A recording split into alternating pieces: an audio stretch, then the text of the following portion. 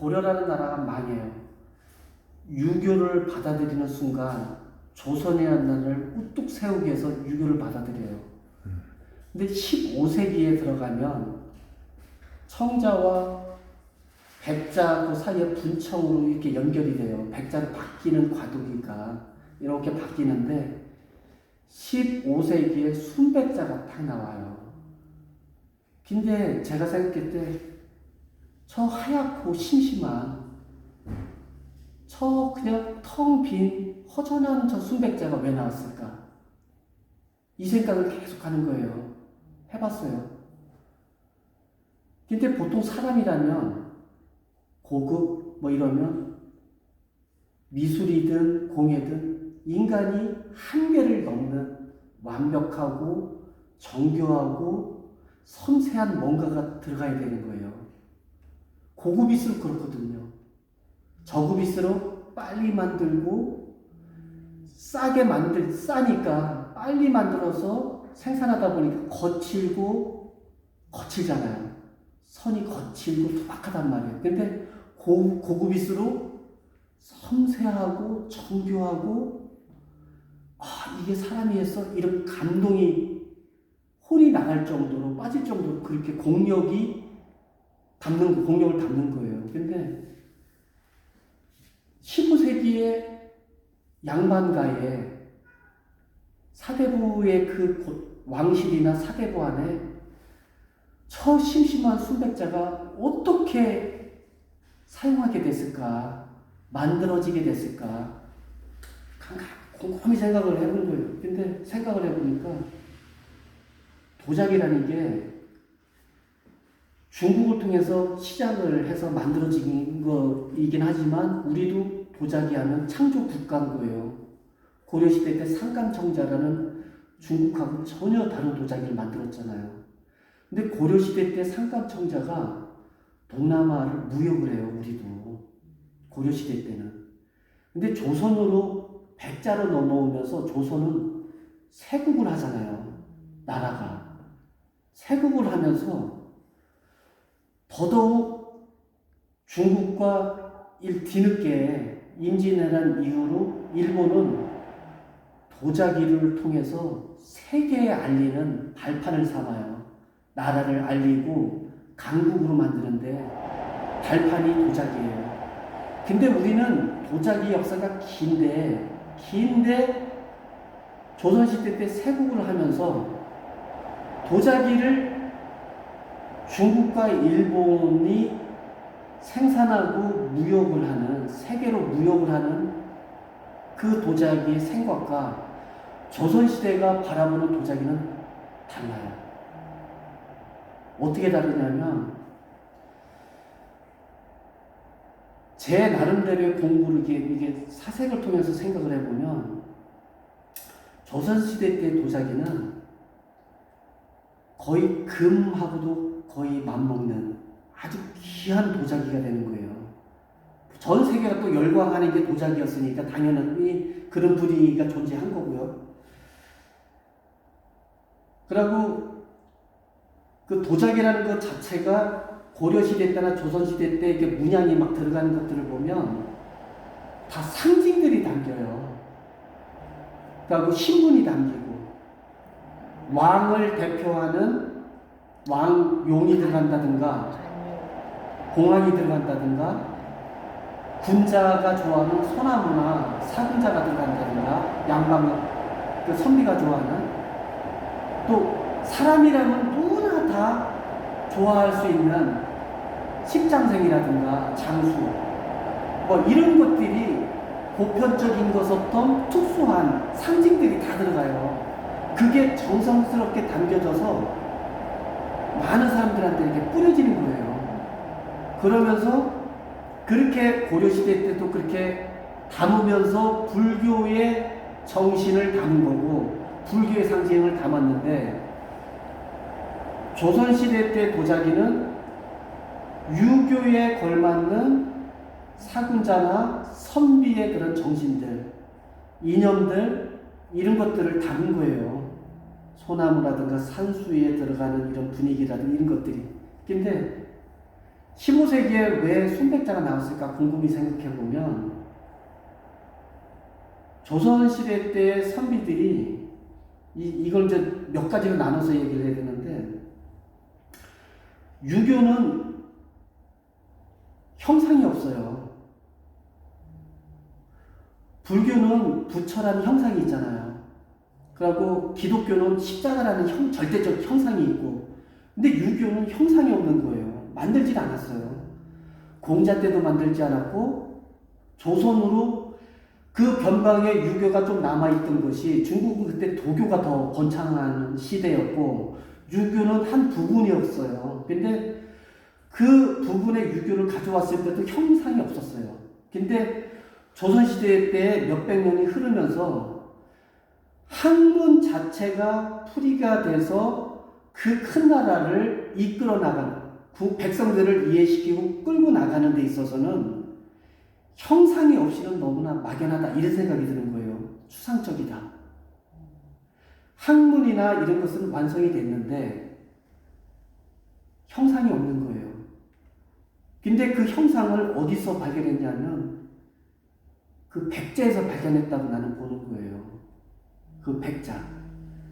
근데 그 순백자가 나오기 전에 15세기 이전에 14세기 이때 청화백자라는 게 나와 있거든요. 청화에 그림 그리는 게 많이 나와요.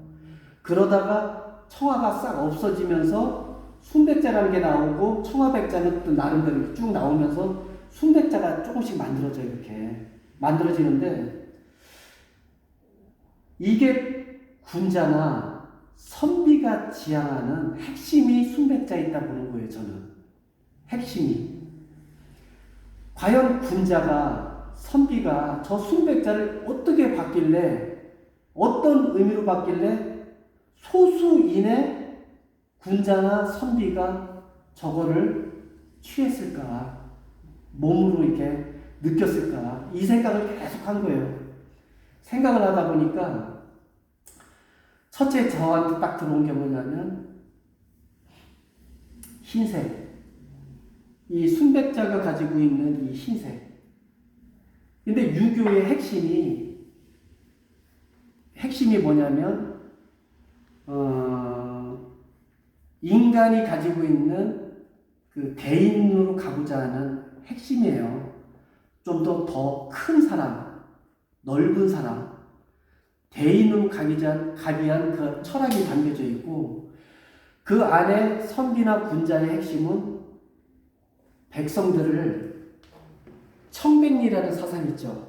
맑고 깨끗하게 가리키는, 정치를 하는, 이런 청백리하고 순백자하고 연결이 되어 있고, 백자의 흰색은 뭐냐면, 흰색을 봤다라고 보는 거예요. 흰색은 뭐냐면, 흰색은 한번 오염이 되면 완전한 색이기 때문에 되돌아가기 어려운 색. 그러니까 항상 선비나 군자는 나를 끊임없이 가꾸어야 되는 거예요. 공부를 하고. 그러니까 내 스스로 나한테 되게 모질게 엄격하게 수행을 하면서 백성이나 남한테 관대하고, 또 유교의 핵심은 뭐냐? 내가 대인이 돼서 나를 통해서 교화되는, 이게 또 핵심이에요. 또 행동으로 옮기는 거, 이게 유교의 또 핵심이잖아요.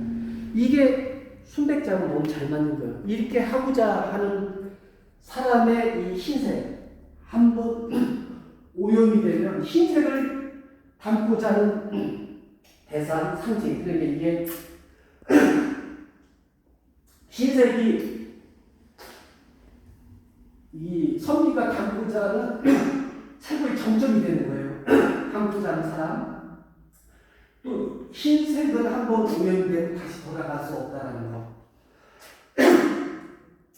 또 이런 게 있고, 또 하나는 뭐냐면 이 백자가 유약이 맑고 깨끗하잖아요. 유약이. 이 안에는 흰백자, 백색이 있어요. 청백리 사상하고 이 백자하고 딱 맞아 떨어져요. 맑고 깨끗하다. 청백, 맑을청, 흰백자. 요 순백자 너무 많아.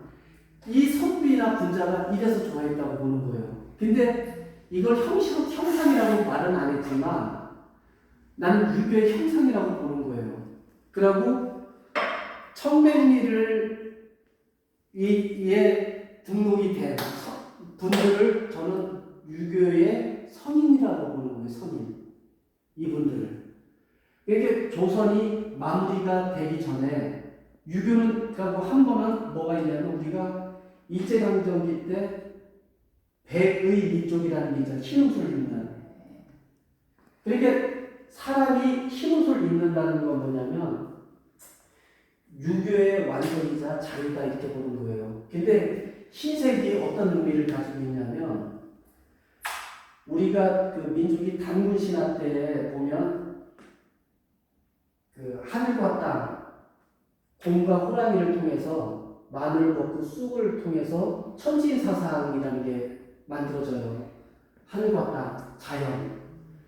이 자연 안에 우리는 개체로서의, 인간은 개체로서 하나의 자연 안에 개체로서의 삶을 문화로 만들어 온 민족이거든요. 그래서 유교의 핵심도 자연에서 만들어진 그 공자의 유교의 핵심은 공자의 시작은 중국이었지만 유교의 꽃을 피웠다라는 그 말이 저는 꽃이라는 게 순백자, 맑고 깨끗한 이 순백자라고 보는 거예요. 이게 흰색을 발견하고 순백자에서 발견한 거예요. 맑고 깨끗한. 근데 그 맑고 깨끗한 걸 뭐냐면 청맹리 사상에서 행동으로 보여주는 게 그렇게 지침이다 이렇게 보는 거예요. 행동으로 옮기는 게. 그것에 또 등재된 성인분들이 성인이다 보는 거고 또 그것이 시간이 지나서 일제강점기 때 백의를 입었다는 것은 뭐냐면 이미 유교는 완성이 됐다 이렇게 보는 거예요. 하지만 우리가 서양 문화가 일제강점기를 받고 억압을 받고 서양 문화가 들어오고 또 6.25 난리가 터지고 서구 문화가 급속도로 더 들어오면서 유교라는 것 자체가 이거가 이렇다라고 결말을 짓기도 전에 우리는 수많은 서양 문화가 막 들어와서 우리가 이제 바뀌기 시작하면서 우리가 유교에 대한 마무리를 학문적으로 이를 기록을 정리를 못했다 이렇게 보는 거예요. 네, 저는. 지금까지 그렇죠. 흥내가마의 박제국 작가가 보는 조선 백자의 의미에 대해서 설명을 들었습니다. 지금은 여기는 여주 흥내가마 박제국 작가 작업실입니다. 작업실, 전시실. 전시실입니다.